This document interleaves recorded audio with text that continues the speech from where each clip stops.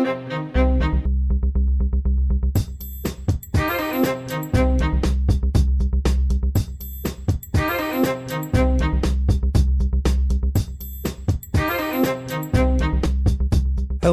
everybody, and welcome back to Small Town Murder Express. Yay and choo-choo! Oh, yay indeed, Jimmy. Yay indeed. My name is James Petrogallo. I'm here with my co-host.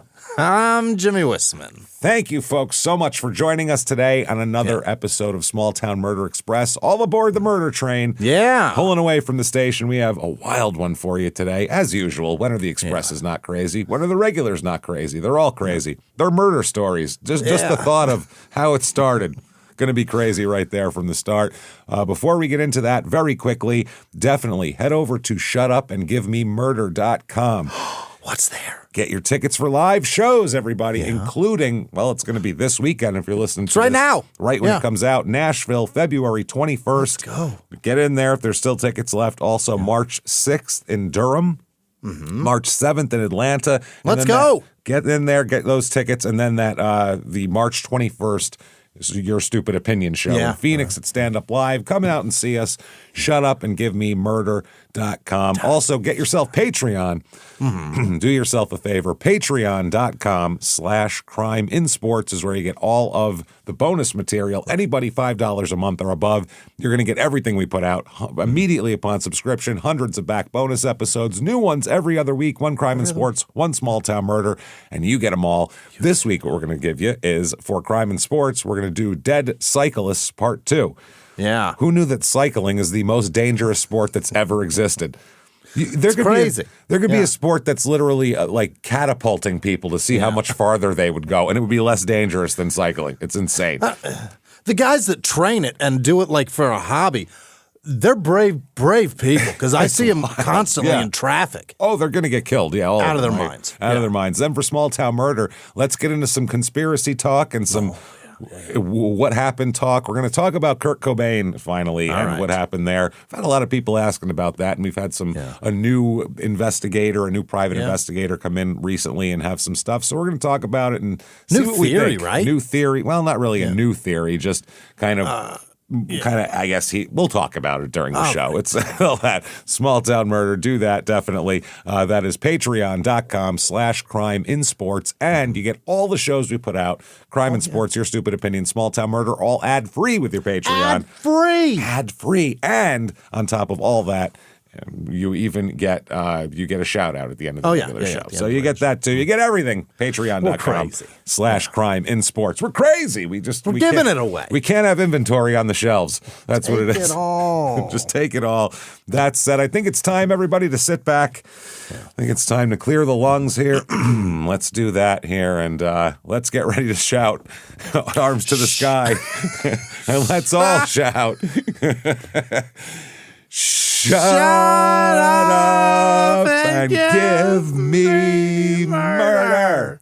Let's do this, everybody. I was so excited. I know you are. You were jumping it. I like it. I like the enthusiasm. Let's go on a trip, shall we? We're going to Kansas this week, which is something that you don't normally hear people say. No, not I'm going to Kansas. Why? What's going on there? Dorothy was trying to get back. Yeah, exactly. This is Newton, Kansas, and I don't care how they say it. I don't care if it's Newton or Neaton or whatever they want to say. You're like a fig Newton. It's Newton, Kansas. That's it. Central Kansas this is in. It's about a half hour outside of Wichita. About 2 hours and 45 minutes to our last Kansas episode in Prairie Village, Kansas. Right. Episode 633, Brilliant Brutality. That was a wild one, too. Kansas, you guys, you seem mild on the outside, but let me tell you something. You got some stuff going on over there. This is in Harvey County. Area code 316. Population here, not too tiny, actually. 18,576. Wow. So not like Nebraska a couple of weeks ago where it was a bunch of, 400-person towns. Median household income here, 59,586, which is about 10,000 below the national average. Not too outstanding, but the median home cost is well below the national average at that's the nice part. $143,600. Yeah, if you want to live in expensive kite. in rural Kansas, no problem. Easy to do. A little bit of history. It was founded in 1871, named after Newton, Massachusetts. Oh, so it's definitely Newton. That's what Definitely they say. Newton. Yeah. Yeah, but you never know here. I mean, that's the thing. We found out people said El Dorado. I mean, anything's possible. It was a home of some of the Santa Fe Railroad stockholders. It was Massachusetts, so they named it Newton there. In August of 1871, the gunfight at Hyde Park occurred. Awesome. Where 8 men were killed. That's a big gunfight. That's a gunfight. Holy shit! That's not a. 8 men were killed. Hey, that's a battle. That's a small military skirmish. A small skirmish. Yeah. That's a lot, man. The incident began with an argument between 2 local cops. Two cops, Billy Bailey and Mike dead. McCluskey. Yeah. And anyone else with an alliterative name is welcome to jump into this as well if they have it. Michael McDonald. Yeah, if there was a Ronnie Ronaldson, get on in here, buddy. We're ready for you.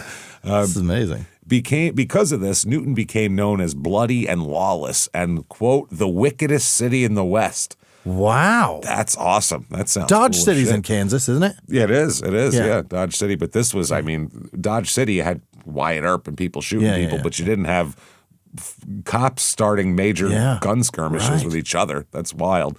So there's that. Shortly after incorporation in 1872, the council passed an ordinance prohibiting the running at large of buffalo or other wild animals. Running at large, like through the town square? I don't know if it's to make them go a certain direction so you can shoot them. I'm not sure if that was part of it. Oh, right, because there aren't like ranchers for buffalo. That shit's wild. Yeah, to drive them because people would be on like a train car and just sit and shoot buffalo. So sometimes they would hire people to drive them by. Bags. Yeah. Now this place has 3.5 stars on Niche as far as reviews go. Oh, not bad. So let's find out what the hell these people think about this bad boy here. Here's 5 stars. It's a quiet town, good for raising kids. Yeah. I would just like to see less meth problems here, but I guess that's everywhere. That's a 5-star review. I just want a little less methy. 5 stars, the meth. It happens. 3 stars. Newton is a great size. Well, he'll be happy to hear that. Size isn't everything. He'll be happy to hear he's a great size. That doesn't mean he's huge. It just means he's right. You know what I mean? Not so small that you know everybody's business, but small enough to make connections when you're out running errands. There are 4 grocery stores and decent options for eating out. That's good. 1 star, lived there for 10 years. It's crime and meth infested. Yeah. That's a little That's less. what we heard a minute ago. Yeah. You can't order from Amazon because there's a 50% chance that your packages will be stolen by addicts. 50%. Isn't that just roll the dice 50%? Yeah. Isn't it always 50%? When I lived at the place down the street from the methadone clinic, it was 50. I would have killed for 50-50 odds. I was not getting what they sent ever. I would have loved 50-50 odds. It was just everything's getting stolen, period. And you had a fence like around your patio? Yeah, it didn't matter. Your whole house was closed in. Didn't matter. Opened it up, take my shit. It happened all the time. Horrible things go on there. I think of it as the vortex of despair. Wow. A vortex, the wickedest city in the West or the vortex of despair. Write that down. Wow. The vortex of despair is awesome. That's amazing. The PD is awful as well, corrupt to the bone. The sheriff's department is great, and it's a pretty little town. There's definitely good people there. All right. There is so many complaints about this police department in these reviews too. Here's another one, 1 star. The Newton PD is very corrupt. No help in any way. If you call them for help, you will more than likely catch a charge of some kind. Oh. They will twist anything and everything to say, then hold you up in court for a year over nothing. That sounds like that happened to this person. We're arresting everybody. That's not this could happen, some theoretical shit. This is a year. This is by far the worst place in Kansas. Called the cops on myself asking for help, and they arrested me, tried to take my kids, and are now charging my wife, saying we have no contact with each other. We have 5 kids.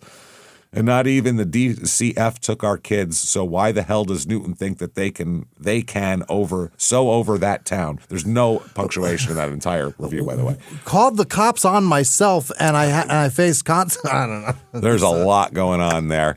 Another review says, a corrupt little town indeed filled with residents who lie, cheat, and steal from those who work hard to maintain their lives and try their best, only to be knocked down time and time again by the very law that tries to live by to protect and serve. Really?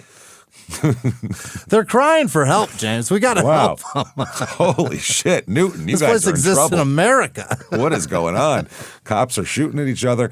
Things to do in this town. The Sand Creek Summer Days Festival. D-A-Z-E, Sand Creek? of course. Sand Creek.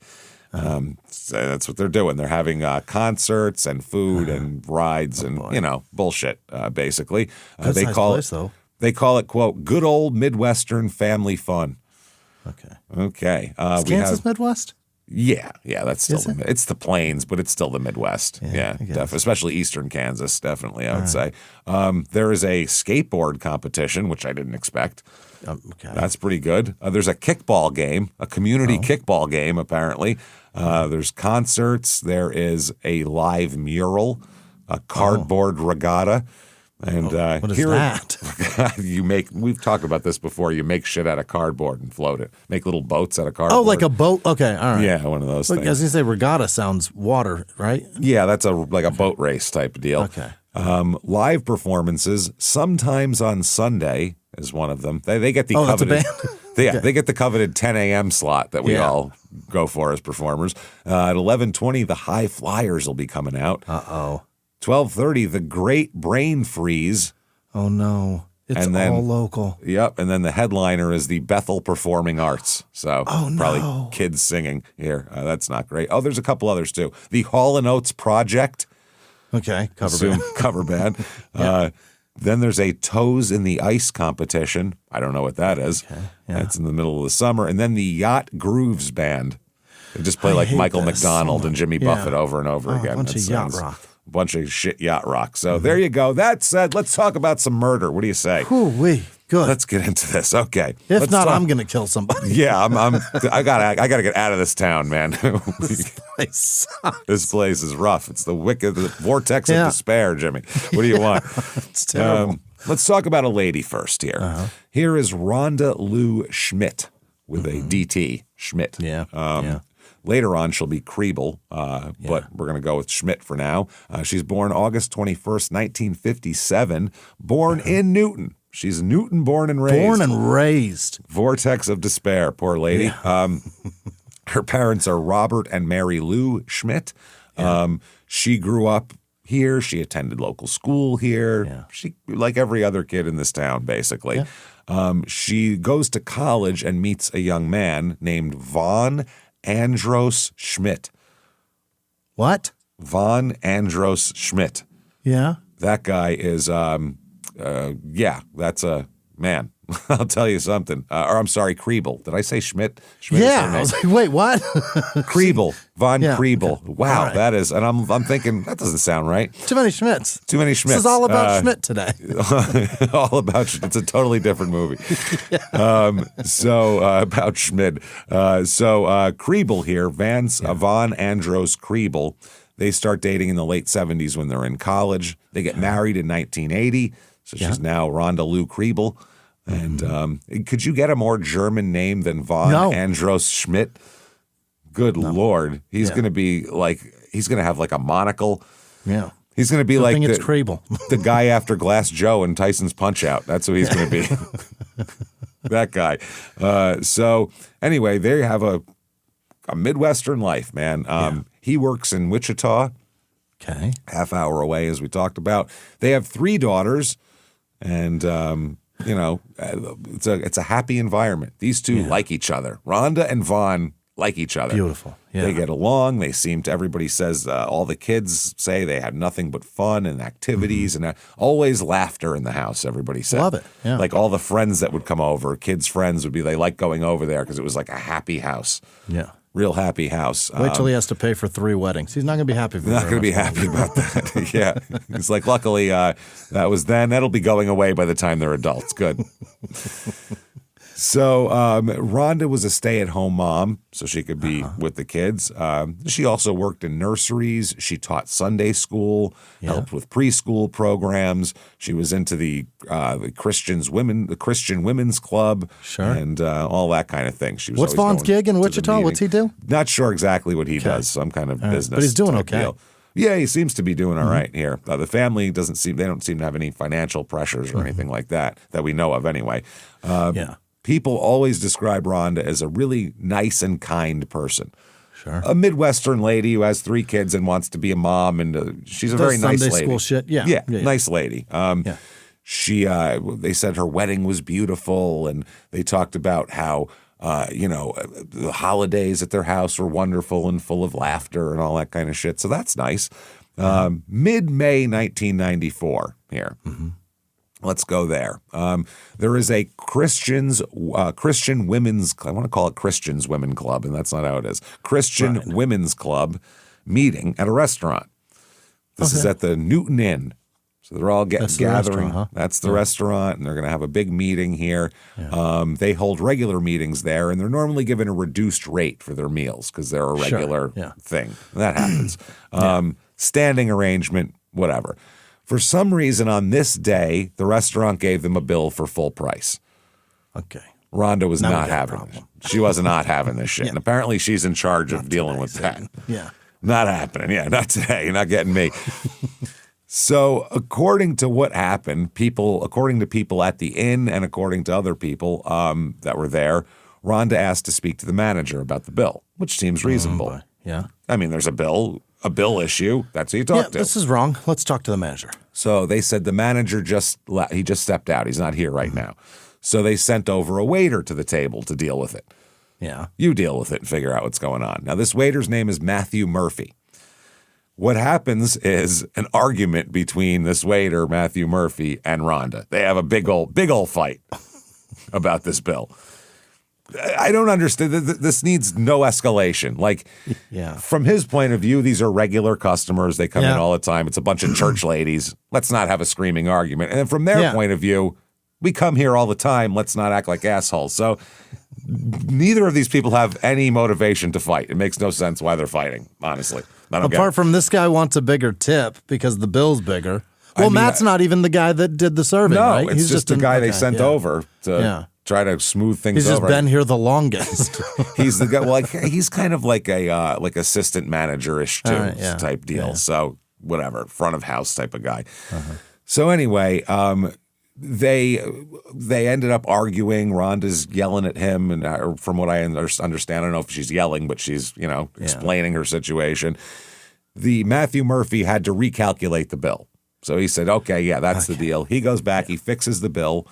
From what I understand, from what all the people in the kitchen said, when he got back into the kitchen, he was just teeming with rage over this shit. Yeah. Just angry as fuck at these people. The agreement we came to was not he was not happy with it. He just wasn't happy that he had to deal with the whole situation. Right. So one of the baker who worked at the restaurant said that Matthew came back shouting what a bitch she was. What a fucking bitch this lady is that I had to deal with, blah, blah, blah, blah, blah. Take it easy, Matt. Calm down. They said he slammed down books and slammed a coffee mug down. He was very upset. Another woman who worked at the inn said that she heard Matthew talk about Rhonda several times during the Christian Women's Club meetings, not favorably. So this isn't the first time he's dealt with Rhonda and does not like Rhonda. Does not like this gathering here. Does not care for this shit at all. And they probably tip like shit. They probably tip. I'm sure. It's probably a standard 10% or some bullshit like that. And so I get it. And it's the same people every week. And it's a kiss their ass. It's a standard 10 on a reduced bill, which is even more bullshit.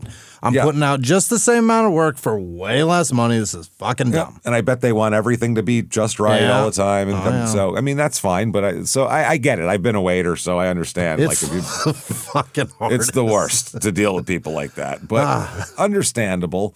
But he is extra upset. This is one of those things that just happens at a table. Yeah. And you deal with it and you walk away and you go, move on. And you go to the next table. But this apparently, he's done eating the crow, James. He's done swallowing his pride. He's full. And that's what it was. It was that he felt like she embarrassed him.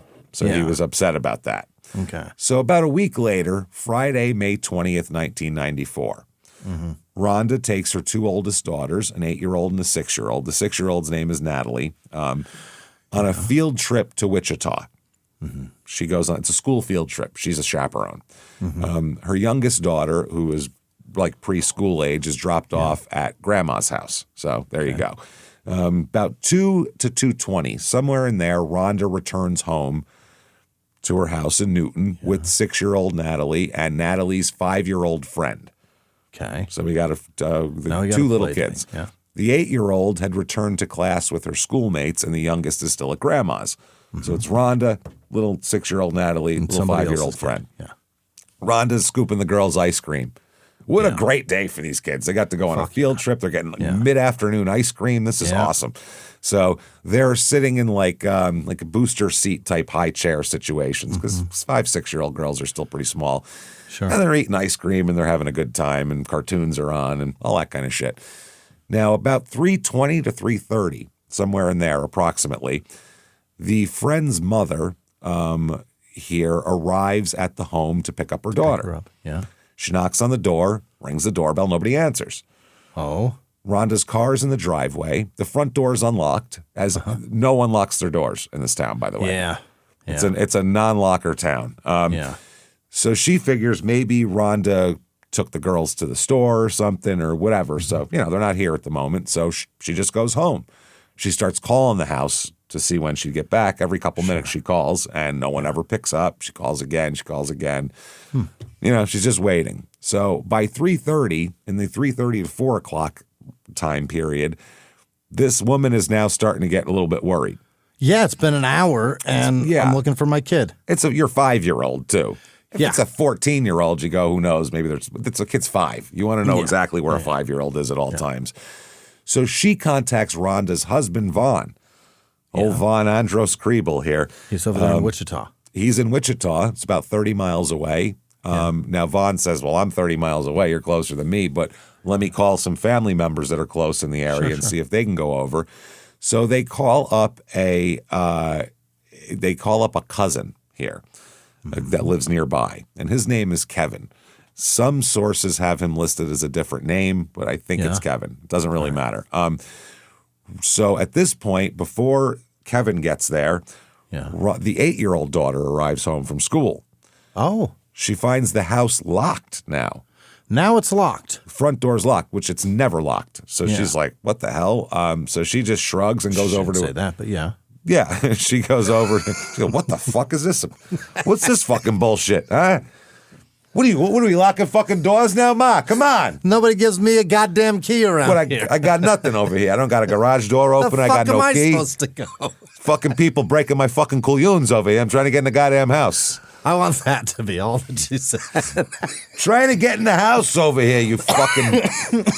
Well, what are you mooks let me in or what? Come on. Feeding my sister the fucking ice cream at noon. Jesus Christ. Everybody's eating ice cream. What am I doing standing in the yard like a fucking jerk off? That's like what I'm doing. Fucking jerk. This poor. So, yeah, she shrugs, goes to a neighbor's house. You made a fucking jerk out of me. You made a jerk out of me. So she goes to a neighbor's house, this kid, the 8-year-old. Now, somewhere between 4 o'clock and 4:25, Kevin arrives. The cousin or some relation that he is. Right. He has a key.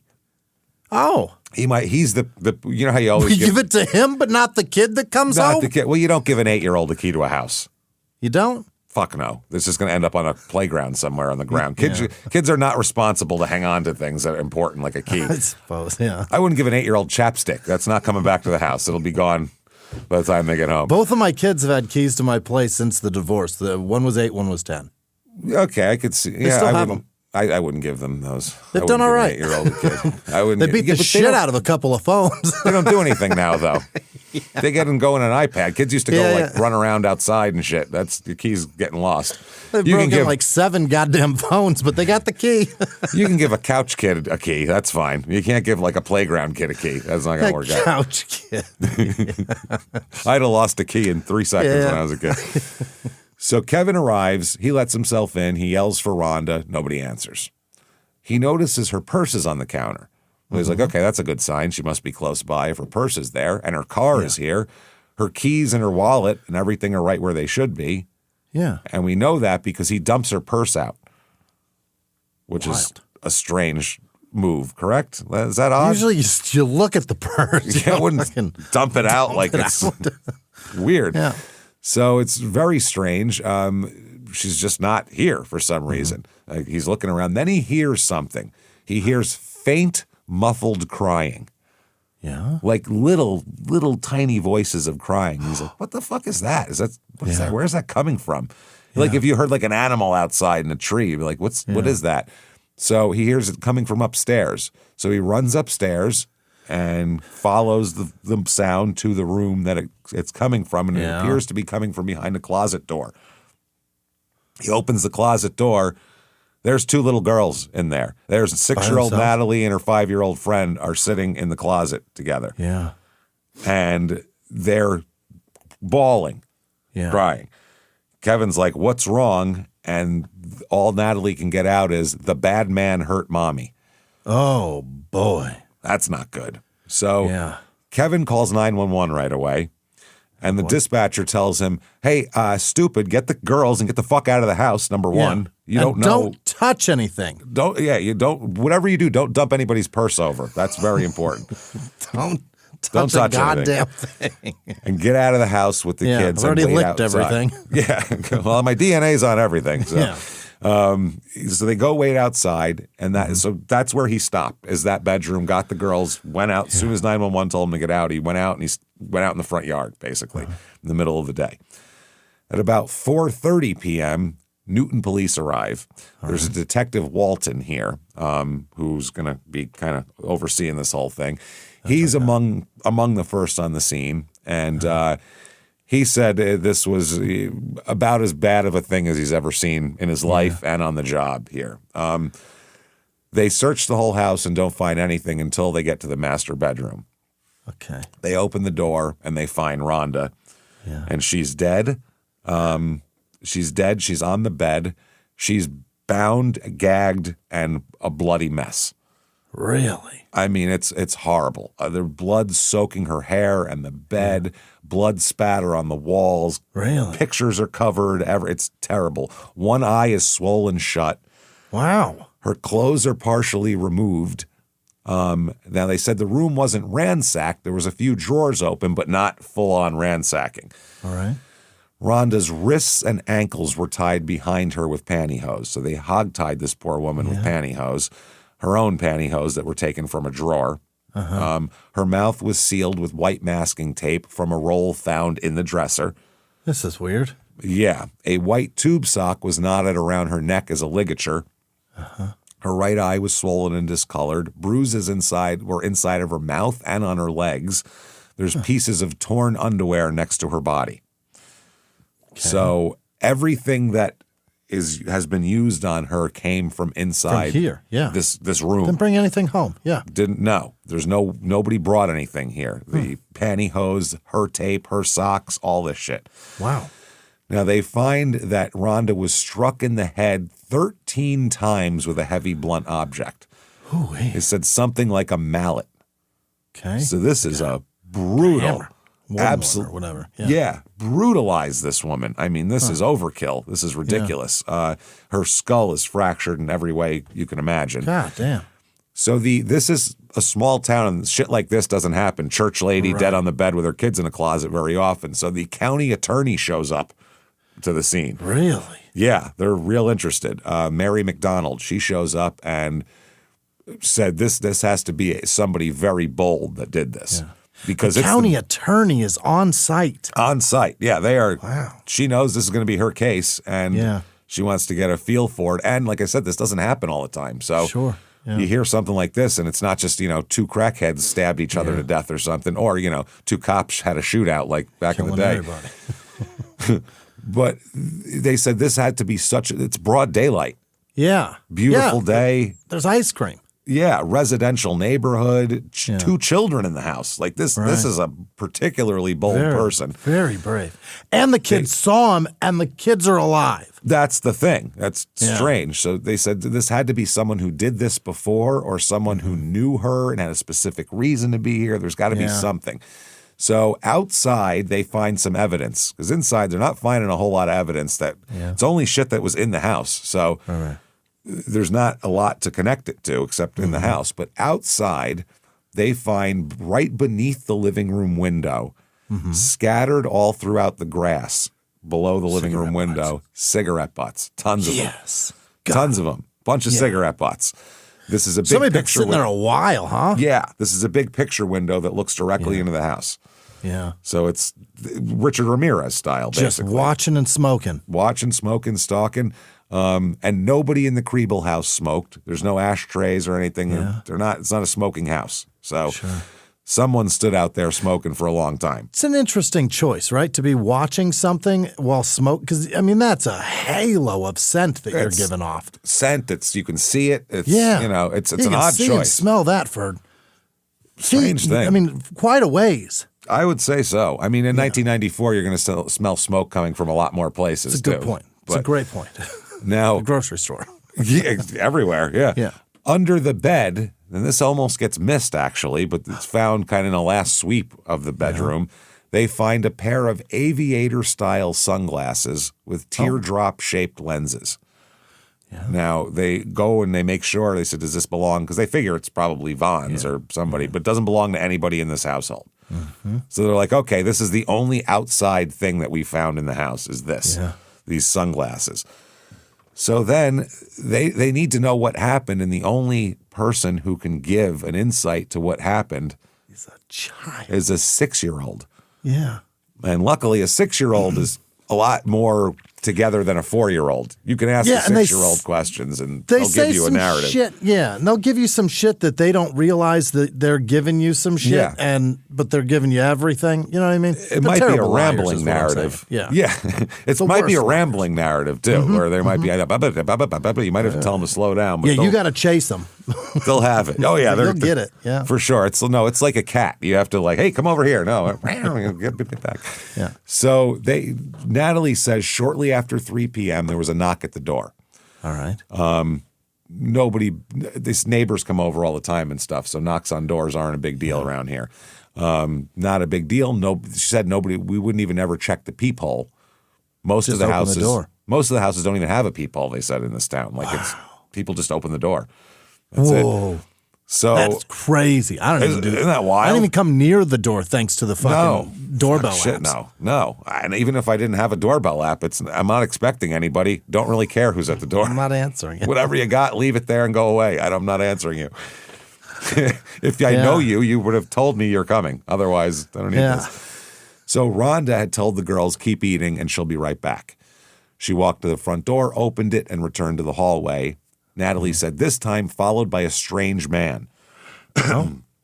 She described him as tall, thin, with dark hair under a red baseball cap with a fish symbol on it.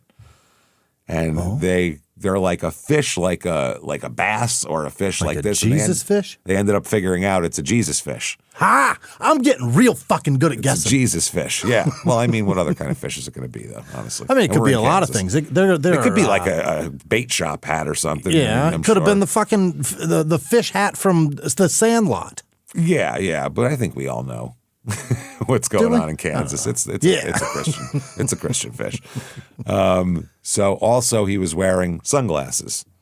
Aviators. Yep. Jesus fish sunglasses. The girls had never seen him before, and Rhonda didn't introduce him like, oh, this is, my friend Bill or whatever the hell. So she walked, I guess Natalie said she didn't even stop when she came back in, Rhonda, with the man. She just walked straight toward the back of the house, toward the master bedroom with the guy behind her.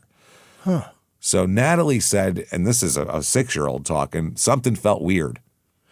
Yeah. About it. And her mom would never just do that. Her mom would say, hey, I'm doing this, or hey, whatever. So she said that whatever, she's 6 and she just forgot about it. She kept eating ice cream, basically. Yeah. And you don't think your parents are in any kind of peril or anything like that when you're 6. Yeah. You're just like, oh, it's my mom. She'll take care of it. I got ice cream, whatever. So she does this. Now, they say that, she just told the girls to keep eating the ice cream and walked away. So it's interesting. Now, between 3:10 and 3:20, Natalie finished her ice cream and decided she wanted to go outside to play. Okay. So she walked down the hallway toward her mother's bedroom, but didn't see her anywhere. So she just said instead she saw the strange man standing alone in the hall. When they asked her, like, what's his expression like, she said she couldn't figure it out. It was hard to read. It was a weird, He didn't look mad. He didn't look happy. He didn't look anything. Just kind of whatever. Just blank. Blank. She said he did have blue eyes. She remembers that. Oh, so the glasses are off now. Glasses are off. So she says, where's my mom? And he doesn't answer her. He just stares at her. Ooh. So Natalie peeks past him into the bedroom and sees Rhonda on the bed with her hands and feet bound and her mouth gagged with tape. Her mother's trying to talk to her, but can't because of the tape.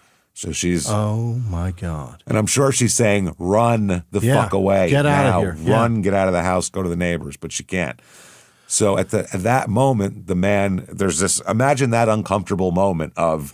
Oh, shit, what's going on? The kid saw it, what's happening? So the girl must have been terrified in that moment, I assume. And Rhonda, Jesus Christ, even more terrified.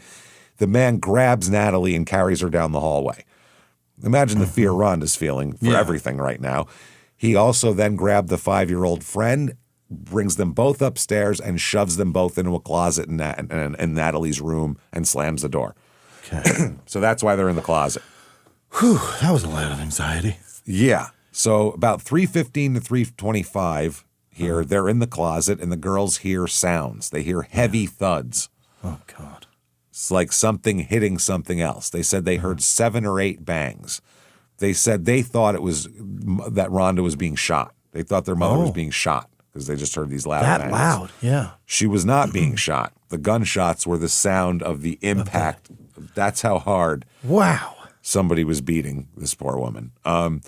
So the investigation, there is pressure. This town wants this crime solved yesterday. Yeah. Fucking mom with her kids in the house getting brutalized in her own fucking bed on a weekday afternoon, for Christ's sake. Like, this is not happening here. So they freak out and really, really do. So they start with the people closest to her, obviously, to try to eliminate people. Obviously, Kevin, the guy who found the body or found the situation. Vaughn, we're going to talk to. Sure. All of that. It's usually someone who knew the victim. Now, Vaughn is the easiest to clear because he was at work 30 miles away. Yeah. No way he could have done it. There's witnesses, and he's got, he's there. He's at his desk. Yeah. Now, Kevin, though, or whatever his name is, his story is odd, and that's strange. He said he entered the house, he saw Rhonda's purse and emptied it on the counter, which, again, weird thing to do when you're checking. Started robbing her. Yeah. Just let me see what she's got in here first. Yeah. He's a nursing student. Oh. But, there's no, I better see if anyone needs medical help. None of that crosses his mind. Sure. Later, when asked about why he didn't go check on Rhonda immediately, he said, quote, "An angel stopped me from opening that bedroom door." That's his actual quote to a man there's a person with a badge sitting across from him asking serious questions about a dead woman, and he said, "An angel stopped me from opening that door." You just pistol whip that guy, right? For that, you just we're going to be adults now, and we're all going to be very serious now. There's an exorbitant. Is that a word? Exorbitant. Yeah. Exorbitant. A lot of people believe that. Oh, I get it, and a lot of people aren't sitting in a homicide interrogation room. Because you can believe whatever you want. I know. In this room, we're serious people. None of this. You can say, "Oh, there's angels and this and that." In this room, we deal in facts and blood evidence. We deal in evidence and proof. Yeah. So I don't think so. You can't say that. So they said, "You're going to take a polygraph there, Chief. What do you say about that?" So he says, "Okay." When asked what he thought of his cousin Rhonda, his one-word answer. What do you think it was? If you could. Oh, God. Did he quote Matthew and say she's a bitch? Nope. He said, one-word answer, sexy. What? My dead cousin is very sexy. This guy is not good at being interrogated. No, there's not a person in my family that describes this. Sexy. And if they said, too, that That's not like after 10 minutes that came out too. Well, what does she look like? I mean, she's attractive. Would you call her she's sexy, I guess. No, that was just, what's your thoughts of your cousin? Sexy. That was her first thought. This is one word answer. It wasn't. She's nice. She's a good mother. She's a good person. She's pretty sexy too. No, just sexy. I mean, even if his relation to her is through Vaughn, that's still a fucked up answer. Still a weird answer, man. And I think he's her cousin too. That's the even weirder part. Christ. When asked if he killed her, he said, quote, "If I killed her, I must have blacked out." Which is a terrible answer because you're supposed to not even be there. So you just wasn't there. I've only heard that as an answer in times when somebody killed somebody. Somebody kills someone, yeah. Because they don't want to say no on the polygraph and have it go. Yeah. So police put him at the top of the suspect list, I would say. Yeah. He gets a lawyer and he's not cooperating anymore. Really? Absolutely. So, he said, I wouldn't cooperate either if I fucked up and gave those two shit-ass answers. Well, if I was the lawyer, I'd go, never answer a question again, first of all, ever. I don't care what the question is. Your wife has any questions for you, call me. How many gallons on pump 10? You call me up, and I'll talk to the clerk. You don't need to talk to the cashier. I'll take care of it. You're going to fuck it all up. Hello, lawyer. Do I want fries with that? Good call. Good call. Yeah, thank you. Good call. Just don't tell him you killed anybody when you biggie size that shit. I don't know. I must have blacked out. What the you fuck? Idiot. You jackass. So the Detective Walton didn't think he's the guy, though. No. Detective just thinks he's a fucking weirdo? No, yeah. Well, it makes sense, too. He thinks he's an idiot, obviously. Yeah. You're a complete jackass, let me tell you that. But I don't think you're a murderer. And the reason is Kevin is known to the family. Yeah. Natalie knows who Kevin is. Oh, right. Yeah, she's seen him. And they went back and they said, could it have been Kevin? And she said, no, I did not know this man who was in the house. Right. Kevin came in later. That's a different guy completely. And this is 1994, so we're like at the very, very beginning. But today, with those glasses, brother, this shit's over tomorrow. Exactly. Yeah. So they said that the one thing that investigators know about children, and they can be unreliable, but the one thing they are reliable about is, do you know this person? Yeah. They know whether they know someone or not. And they don't. She said, I don't know that person, but I sure as shit know Kevin. So there's Kevin that. Just gives some stupid fucking answers. They go, what about your Uncle Kevin? And she's like, oh, he's a dipshit. Don't get me wrong. He's dumb. He's dumb as fuck. I'm not going to lie to you. I don't ask him for help on my homework. No, I'm 6, and I feel a little bad for him. Let's put it that way. So technology is not where it is now in 1994. Right. There is DNA technology, but you need like blood, like a pool of blood. You need like a whole like a thimble of semen. You know what I mean? A thimble. You need like the whole load. Yeah. To like hair, you need it like with the root attached, shit like that. So over the next 5 years, that'll change drastically. But at this point, it's kind of a nightmare. So the sunglasses are their only piece of physical evidence. Yeah. And they were subjected to super glue fuming, which is to get fingerprints off. If you've ever seen Beverly Hills Cop 2, Eddie Murphy will explain it to you using a turtle aquarium, and a matchbook. They got you remember that scene now, don't you? So I love when he casually explains crime scene shit in those movies. He just do this shit. So no usable prints. And the fuming process complicates shit because the chemical residue from the super glue coats the lenses and potentially degrades anything underneath them. There's also the pantyhose, tape, sock, and other bindings, all useless. There no fingerprints going to be on a sock, and they have nothing on that, basically. The cigarette butts outside the window, nothing there either. Nowadays, you can get your DNA no problem, but in 1994, they're useless. Yeah, you'll know who his fucking grandfather is. Yep. So the medical examiner found signs that this was an interrupted sexual assault. Oh. So that's why the underwear are torn and all that. He was about to, and bruising was consistent with the assault, but there's no DNA evidence like semen. So they're like, he didn't finish. He got interrupted. By the girls. By the girls. And they said everything that he had used came from inside the home. He brought nothing. There's no plan. It doesn't have a kill kit or anything like that. No murder weapon to trace. He didn't purchase anything that you could track a guy to later on. Yeah. Nothing. So they have. But he's been smoking there and watching, so he knew the girls were there. He knew the girls were there, but I don't know if he thought that they would just stay away. Yeah. And I don't understand it. So months go by. Ooh, Tips trickle in. A lot of people think it's the relative. It's that Kevin guy, but the cops are like, it's not. So every few weeks, people call in with a name and a memory of, I saw a guy in a red hat near the neighborhood and whatever, and everything went cold. Nothing was worth a shit. People started, like, kids can't go to school on their own anymore. Parents have to walk them. The unlocking policy is over in this town. Oh, boy. Everybody's locking them up, closing them down. Yeah. It's all about... It's wild. Everyone's just talking about what kind of alarm systems they're getting and arming themselves. And then there's a woman named Lois Gibson. She is a sketch artist and, by all accounts, one of the best on earth, apparently. Really? She in 1994, she held the Guinness World Record for most identifications by a forensic artist. I did not know that was a record. That might be the most impressive record of all time. Pretty cool. Fuck your long fingernails. Yeah, fuck you and your creepy mustache that twirls around 17 times. Over 1,000 criminals were identified through her sketches. Wow. It's pretty goddamn good. Yeah. There was actually one guy who was a murderer who saw his sketch on the news and turned himself in.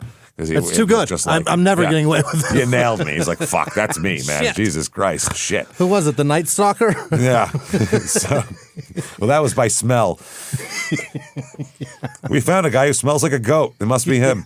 It was crazy, that whole thing. Yeah. The sketch, he's the only person on earth that sketch looked like. It was crazy. Can't look like anybody else. So she was from this area, apparently. She moved to L.A. to be a model and a dancer, this sketch artist. She was attacked and almost killed by a rapist.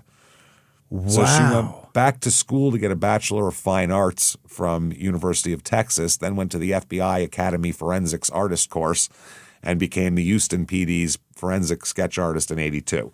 She sounds amazing. She's pretty badass. So she sits down with Natalie. Miss Lois Gibson. She uses an FBI sketchbook, catalog of hundreds of facial features, 250 sets of eyes, 250 sets of noses, mouths, faces, shapes, hairlines, jaws. Wow. And they flip through all this shit looking for the features, right? So they build it piece by piece, starting with the hair and hairline and working down to the chin and jawbone is how she does it. She said she was careful with Natalie, reminding her it's okay if she didn't know something. Don't, just say, I'm not sure of that. Piece it together later, We'll figure it out. But Natalie remembered everything. Wow. She said long hair, dark and long enough to reach the ears, red baseball cap, gaunt face, and the eyes were a piercing blue. And that's a lot. So she said that children are often better witnesses than adults, this Lois said. She said adults second guess themselves. They overthink it. Children just tell you what they saw. There it is. There it is.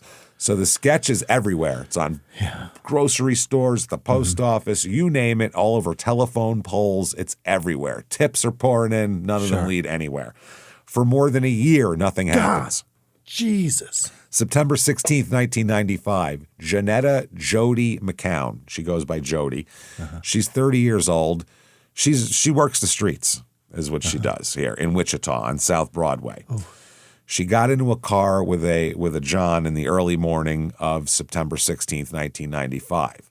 Now Jody has a life. She's not she's not homeless or anything like that. She's got a boyfriend that has a stable relationship with. It's just how she pays for it all. Yeah. It's just, that's what she's doing at this moment. So she had a friend, another girl on the street here, who watched out for her. They looked out for each other. When one get into a car, the other one would jot down the license plate number. And we've had this happen multiple times on the show.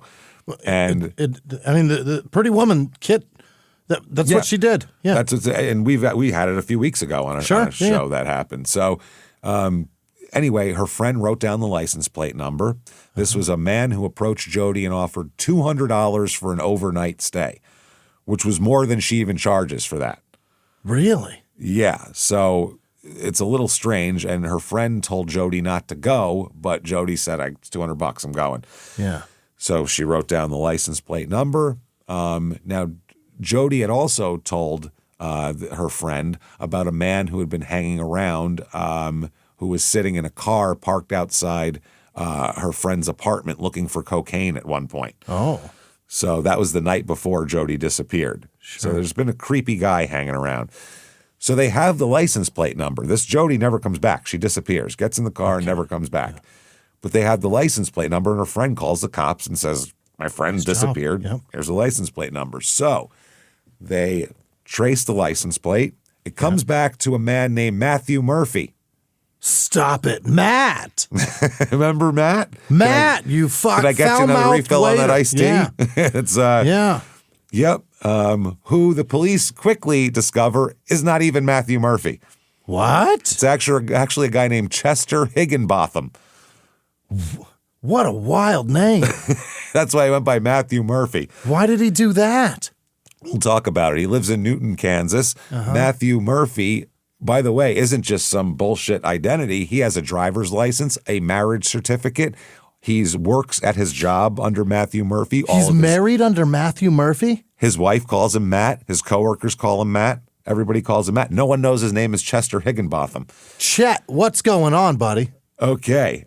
So they had to, this was such a big identity that he had just two separate identities, but it's the same person. So he's born in 1965. He's been to prison before. He's had a messed up childhood too. He tried to commit suicide at 8. Ooh. And his alcoholic mother died when he was 13. And before he died, she would lock him in closets for long periods of time. Yeah, because that's what you do. Yeah, including during an entire Christmas vacation. He was locked in a closet. A 2-week vacation from school, he's locked in a closet. Locked in the closet. He's got a lot of petty crimes, theft, car theft, burglary. He was currently on parole for burglary and forgery. Wow. Well, he was at the time of Rhonda's death, but not anymore. So the real Matthew Murphy was a young man in Arizona who died in November 1989 by being struck by a car when he was on his bicycle. He was a guy from snatched it up. He was a guy from Tempe. The driver was a church pastor who was having a diabetic episode and lost control of the car. Oh, fuck. A few months later, a driver's license was issued under Matthew Sean Murphy's name and date of birth, bearing a photograph of Chester. So he stole his identity. Wow. So they go to Chester's house. He's not home, but his wife, Vicky, is there. While they're talking to Vicky, Chester pulls up.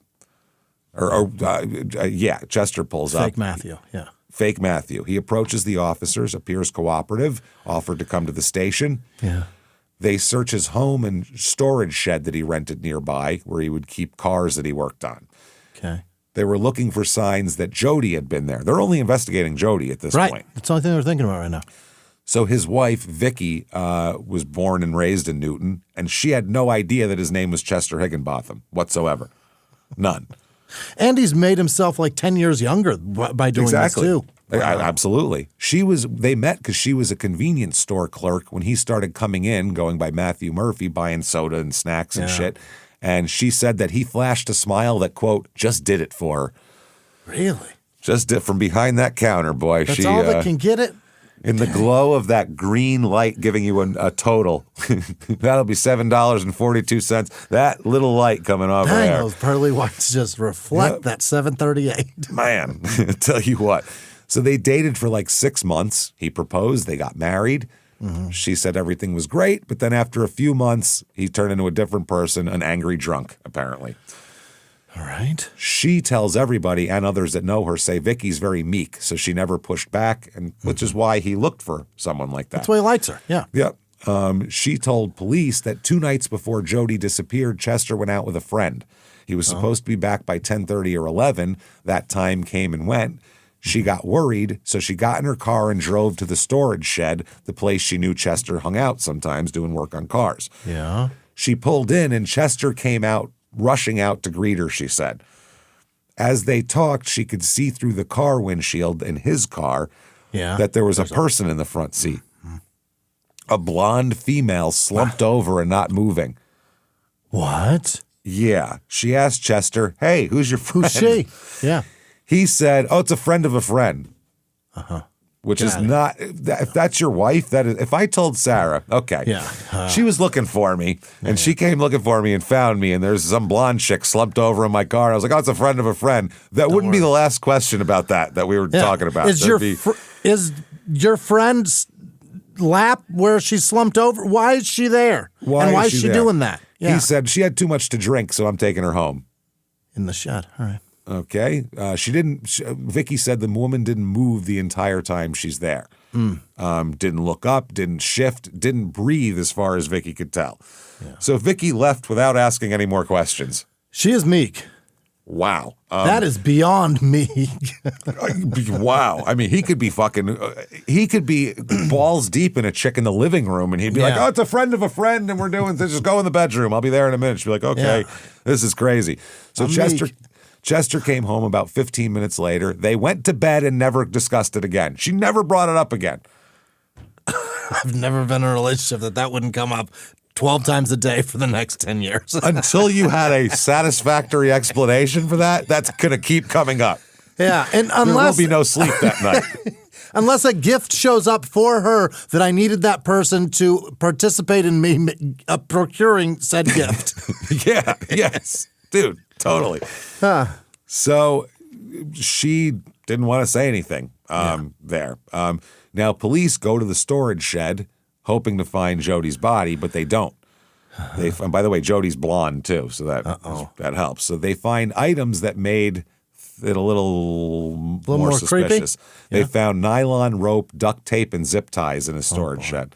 None of which are zip ties can be, but most of them aren't too useful for auto repair. No, if you can hold something in place for a minute. Put something together. You're a shit mechanic. You're not doing it right. So the detective that saw this was like, oh shit, bindings, tape, things that could be a ligature. This is pretty scary shit. Yeah. Also, they find out that Chester, they're there. This is 3 blocks from Rhonda, by the way. Chester lives. Her house is right down the road? Yeah, he used to be at the time he lived in a halfway house 3 blocks away from Rhonda. Wow. He had moved to Newton and took a job as an assistant manager and a waiter who sometimes managed a local inn, and he had to walk past Rhonda's house every day on his way to work. Yeah. He happened to be a smoker, James? Let's find out about that. So they ask him about his identities, and Chester, it's ridiculous. He said that he changed his name from Higginbotham to Murphy because his ex-wife had witnessed a gang-related murder in Arizona, and they had been placed in a government witness protection program. There would be documentation about that, right? Not really.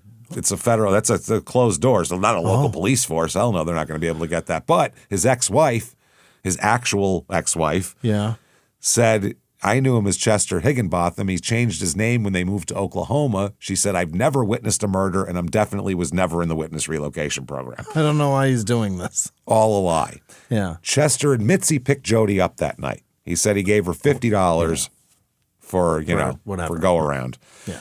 He said they drove around, and then he dropped her off at the bus station in Wichita. Yeah.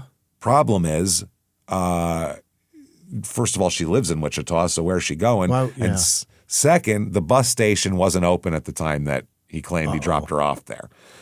When confronted about, well, Vicky, your wife, said you had a blonde woman slumped over in the car, he said, no, that wasn't Jody. That was a different chick. Who? That was who? A different woman. Yeah. So they were like, so you had 2 different young blonde women in your car on the same night? And he goes, absolutely. They're like, okay, sure. So they go, well, you're under arrest for solicitation of prostitution anyway. That you are under arrest. That's why we can hold you for a minute. Sure. Because we don't want to let you go, but we can't charge you with anything yet. So October 11th, 1995, Jody's body is found. Decomposed and on the side of a rural road east of Newton. Severe decomposition. Identification was difficult. Her wrists and ankles were hog-tied behind her. The cord, nylon, consistent with the type found in Chester's storage shed also. That was used for that. The mouth was taped. And from what appeared to be the same roll found in the shed, the torn edge matched when they put them together. He hasn't even used that tape since then. Nope. So they said it was asphyxiation. Yeah. The pose of the body, bound, gagged, beaten, and discarded, basically identical to how Rhonda was found, except in a house instead of on the side of the road. Sure. Detective Walton works both cases and said when he saw Jody McCown's body, he said, holy shit, this is Rhonda. This is fucked up. Oh, without him. It's the same killer. These two. Without him, it doesn't connect. Doesn't connect. Wow. Both found with ligatures, hand and feet tied behind the back. They both had their mouths sealed.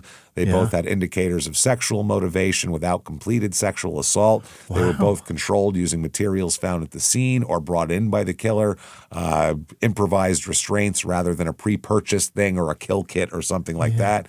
And both women were familiar to Chester before this happened. Right. So with Rhonda, Chester was interrupted, the children, the doorbell, the phone, all that shit.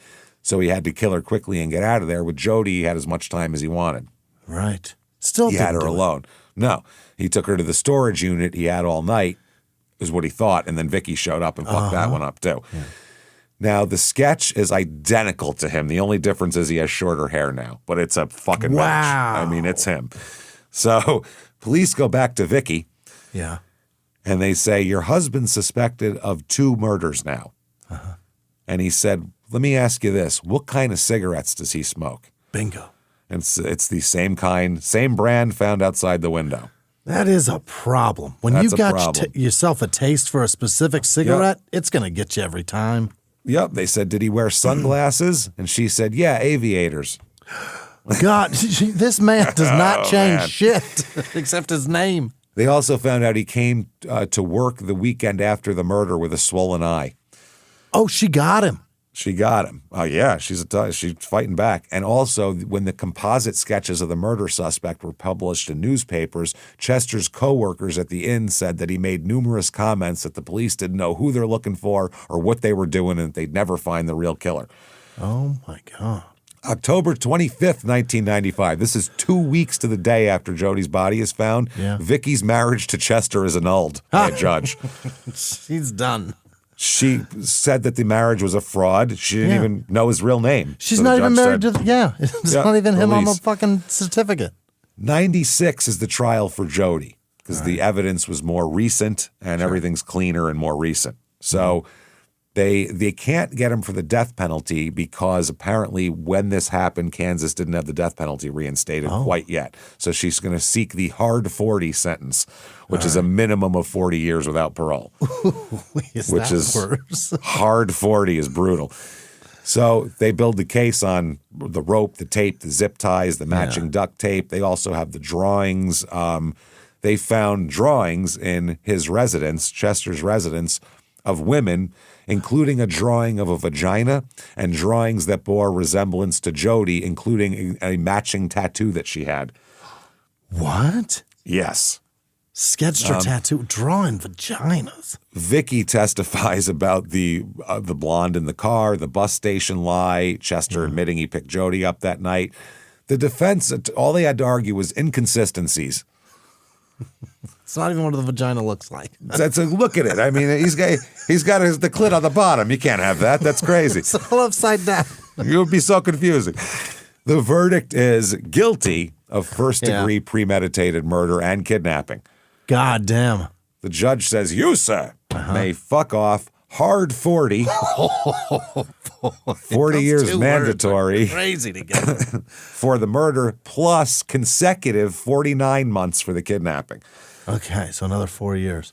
So another 4 years. So he's got a hard 44 this guy's got.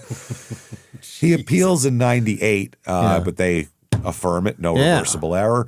By the way, late 90s, DNA technology is coming a long way. Bingo! Now they can extract all sorts of shit, and the aviator sunglasses now have a match. They can almost tell whether or not you can draw a vagina by your DNA. He'd be piss poor at drawing a vagina, let me tell you. So it's a 1 in 5.5 billion. It's Chester. So it's Chester. Fuck. It's you, buddy. Unless there's some guy in Pakistan somewhere that did it. Somewhere. So the psychological reports are that he is consistent with an antisocial personality disorder, calculated manipulation, lack of empathy, ability to maintain a convincing facade while committing horrific acts. His childhood had severe abuse, locked in closets, beaten, subjected to horrible treatment. Yeah. Shit that turned someone into this, you know? Made him. Yeah. So 1999 is the trial for Rhonda. He wants it moved. He wants the venue changed, but they say it's going to be in Harvey County. The prosecutor's case is DNA. All over the place. The sunglasses. How the fuck do your sunglasses get under the bed unless you were there? Yeah. That's it. Also, the evidence, the prior crime scene evidence, because they bring in his conviction for Jody to show how he tied the girls these women and did the same thing to them. The bondage signature, the binding, the gagging. Detective Ken Landwehr of the Wichita Police Department said that the murders bore a signature of bondage. By the way, this is a guy who was on the BTK case. Oh. This guy, yeah. The defense challenges the DNA because back in the late 90s, people just didn't know what it was. Yeah. So you could just be like, that's all bullshit. And people, that's crazy. Because maybe they don't believe in science is what he thought. So the similarities between the two murders, the timeline, this is the defense's whole thing is there's a timeline that doesn't fit. He says 4 a.m. that day, this is the defense attorney, Higginbotham rode his bike to the restaurant. At 11:28 a.m., he cashed his paycheck, later paid his rent. Records at the halfway house indicate that he had checked in at 2:45 p.m. and didn't leave till 4:45 p.m., and then he went somewhere for about 30 minutes. Okay. So he said, how could he have murdered her between 2:30 and 4:15 p.m.? He said, I will ask you how it's possible for Mr. Higginbotham could have done what he's accused of doing in the time frame. Well, there's lots of ways, but it doesn't matter because there's DNA evidence that he did it. So he could have, I'll much more believe that he fudged his entry time going in. Sure. To probably written down with your initials or something rather than the fucking DNA is wrong. Vicky identified 2 pairs of sunglasses introduced as evidence that he wore all the time. When one came out, she said, oh my God, he had sunglasses just like that. So that's that. Oh my God. She also confirmed at the time of Rhonda's murder, he was wearing a red hat with the Christian Jesus fish on it. The fish. The jury finds him guilty of premeditated first-degree murder and kidnapping. In the most obvious way possible here. He wore his favorite shit to the murder. That's all the stuff that he had on because he wasn't planning. He just, I'm going to stop by. I think he saw her in the window when he was walking by and was like, look at this Smoked bitch. Smoked a few cigarettes and then did his thing. Yep. So it's crazy. During sentencing, the Kriebel family members, Rhonda's family, said that we understand you were raised in a shit environment, but it doesn't give you the permission to treat others that way. Right. Everybody else agreed. I mean, Jesus, the poor kids the kids were given their impact statements. It's fucking horrible. They showed given a crazy statement. Yeah, they showed a video presentation that Kriebel's family made, splicing together snapshots of the woman with her children and husband with the words from the song "We Are the Survivors," the national theme to the support group Parents of Murdered Children, playing in the background. You just go, I give up, man. Fuck.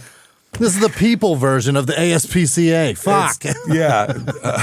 The defense attorney says, what type of environment could be so horrible that an 8-year-old would want to commit suicide? I just wonder sometimes where we go wrong. And the judge said, that's all handy and dandy and nice and everything, but this is an especially heinous, atrocious, and cruel crime. Yes. And says, we know that the first blow didn't put her out of her misery. You did more. You, sir, may fuck off. Hard 40 again. Double hard 40s. To follow. Hard plus 80. a hard 49 months after that, too. So he's got a hard 88 right now. Oh, hard 88 and over a half. That's rough. Also, pay $21,272 in restitution. Holy shit. That, too. Rhonda's sister said about the wife, because she said, they wanted to say that we're not mad at Vicky. Yeah. This is how nice these people are. They care that she feels bad. Right. Like, these people lost. This is just nice people. And Vicky's so meek. She said she was deceived like many others. She thought she married Matt Murphy. She could have been a victim. She could have been killed too. So isn't that the name of one of the best DAs in the history of DAs? What? Matt Murphy, isn't that his name? The guy from L.A. No, that was that. Wasn't that asshole from the story in Northern California, the cop who didn't believe the people who were kidnapped? I think his name was Matt Murphy. I'm not positive, but I'm that may be sure. Another name too. But I think the Matt American Murphy Nightmare documentary. Is he blonde? I don't remember. It doesn't matter. We're almost done here. So we're way off the subject. 2001. He appeals for Rhonda's stuff. Doesn't matter. That's all right. Fucking. He can keep on fucking off. Yeah. Chester is at the last I saw, Lansing Correctional Facility in Kansas. Served about 30 years of his consecutive sentences. He's not going to be eligible for parole pretty much ever. Oh, so, up to now he's served 30 years. Yeah, He's still got 58 to go. Still got a long time to go. Shit. So there you go, everybody. There is Newton, Kansas. Wow. And one bad Great guy. job, James. That's a fucking horrible story. Great job. I'm real sad now. Terrific. I want to know what Kevin thinks about it. I know. Jesus, Was Kevin's it sexy, Kev? Don't ask him. He'll just say something completely wrong. Hey, Kev, what do you think of 9/11? My dick was hard. I mean, Jesus, why do I say that? What is wrong with me? Why do I say So sensual. weird shit about dead people? So anyway, shutupandgivememurder.com. Head over there, get your tickets for live shows. If you're listening to this right when it comes out, February 21st, Nashville, still some tickets available on that Saturday night. March 6th in Durham, March 7th in Atlanta, March 21st in Phoenix for Your Stupid Opinions. And there's way more than those two. Get on shutupandgivememurder.com. Get on whatever app you're listening to this on. And if you're not watching it, if you're listening to it, and give us 5 stars. That helps a lot. Shutupandgivememurder.com is where you get the tickets. Patreon.com/CrimeInSports is where you get all the bonus material. Anybody $5 a month or above, you're going to get everything we put out. Huge catalog of back bonus episodes immediately upon subscription. New ones every other week. One Crime and Sports, one Small Town Murder. This week is no different. This week for Crime and Sports, Dead Cyclists Part 2. Crazy stories of people getting mauled on bicycles. Small Town Murder, Kurt Cobain's death and how the fuck that happened, and what are our everyone's got their own hard opinion on that, so we'll give ours out and see how that goes. There's been some new investigative things going on, so we'll see how that goes. Patreon.com/CrimeInSports, and you get everything we put out ad-free, and you get a shout-out at the end of the regular show. Keep coming back and seeing us week after week. You want to follow us on social media, shutupandgivememurder.com, drop-down menus, take you where you need to go. That said, until next week, everybody, it's been our pleasure. Bye.